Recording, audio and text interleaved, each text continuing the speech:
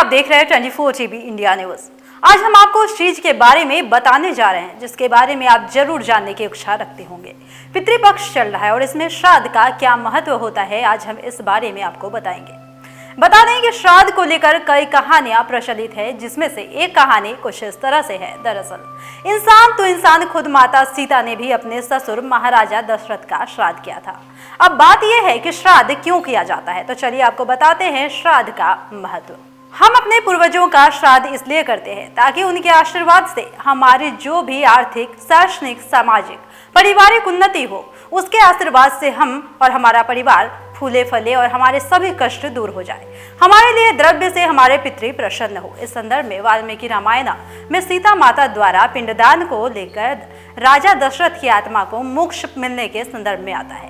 वनवास के दौरान भगवान राम, लक्ष्मण और माता सीता पितृपक्ष के वक्त श्राद्ध करने के लिए गया धाम पहुंचे।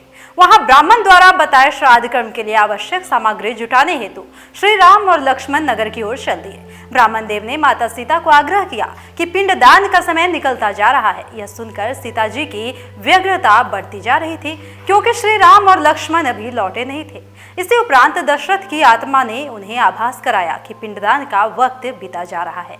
यह जानकर माता सीता असमंजस में पड़ जाती हैं। तब माता सीता ने समय के महत्व को समझते हुए यह निर्णय लिया कि वह स्वयं अपने ससुर राजा दशरथ का पिंडदान करेंगे।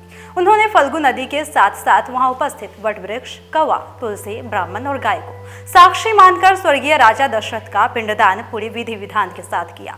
इस प्रक्रिया के उपरांत जैसे ही उन्होंने हाथ जोड़कर प्रार्थना की तो राजा दशरथ ने माता सीता का पिंडदान स्वीकार किया।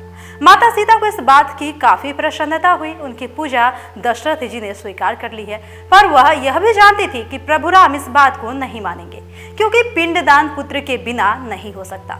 थोड़ी देर बाद भगवान राम और लक्ष्मण सामग्री लेकर आए और पिंडदान के विषय में पूछा। तब माता सीता ने कहा कि समय निकल जाने के कारण मैंने स्वयं ही पिंडदान कर दिया। प्रभु राम को इस बात का जरा भी विश्वास नहीं हो रहा था कि बिना पुत्र और बिना सामग्री के पिंडदान कैसे संपन्न और स्वीकार किया जा सकता है। तब सीता जी ने कहा कि वहां उपस्थित फल्गु नदी, तुलसी, कौवा, गाय और वट वृक्ष ब्राह्मण उनके द्वारा दिए गए जो भी श्राद्ध कर्म की गवाही है दे सकते हैं।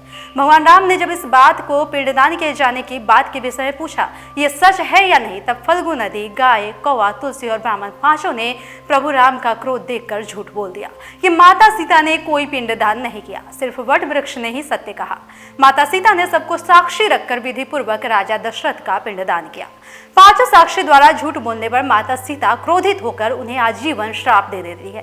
फल्गु नदी को श्राप दिया जाता है कि वह सिर्फ नाम की ही नदी रहेगी, उसमें पानी कभी नहीं रहेगा। इसी कारण फल्गु नदी आज भी गया में सूखी है। गाय को श्राप दिया गया कि गाय पूजनीय होकर सिर्फ उसके पिछले हिस्से की ही पूजा की जाएगी। गाय को खाने के लिए दर बदर भटकना पड़ेगा। आज भी हिंदू धर्म में गाय की सिर्फ पिछले हिस्से की ही पूजा की जाती है।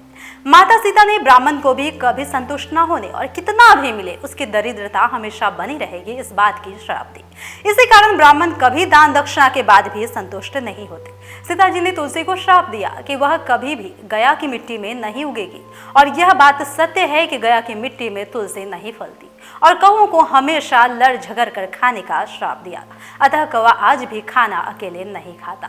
सीता माता द्वारा दिए गए इन श्रापों का प्रभाव आज भी इस पांचों पर देखा जा सकता है, जहां इन पांचों को श्राप मिला था।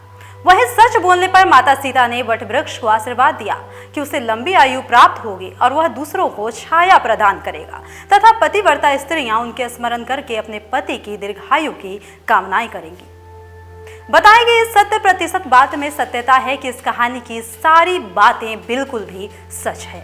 बता दें कि इस रिपोर्ट को आलमनगर मधेपुरा से कन्हैया महाराज ने तैयार की है। तो इस वीडियो में इतना ही, और भी ऐसे ही वीडियो अपडेट्स के लिए बने रहें हमारे साथ और देखते रहें हमारा चैनल 24 टीवी इंडिया न्यूज।